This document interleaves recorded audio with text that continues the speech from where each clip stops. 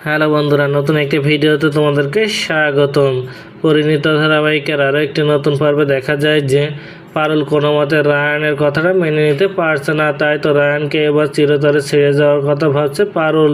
সেই মতো রায়ানকে ডিভোর্স দিতে উকিলের থেকে একটা ডিভোর্স পেপার রেডি করে নিয়ে আসে, আর সেটা দাদুর সামনে এনে দেখালে দাদু পারুলকে থাপ্পড় মেরে পেপারটা ছিঁড়ে ফেলে আর বলে, আমি থাকতে তোমরা দুজনে সেটা কখনো করতে পারবে না।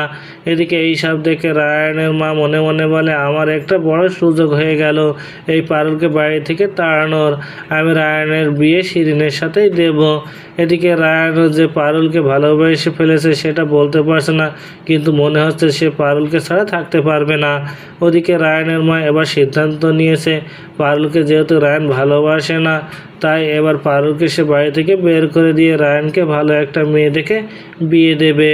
পারুলকে জোর করে বের করে দিতে গেলে মায়ের হাত ধরে রায়ান আর বলে, তোমাকে না বলেছিলাম তুমি এমন কাজ করবে না। আমি পারুলকে ভালোবাসি না, এটা ঠিক আছে, তারপরেও তো ও আমার স্ত্রী। আমি আজ আবারও সিঁদুর পরিয়ে দিলাম।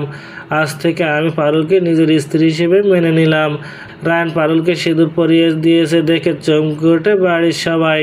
তো বন্ধুরা, কি ঘটতে চলেছে গল্পে এবার জানতে হলে আমাদের সাথেই থাকুন। ধন্যবাদ।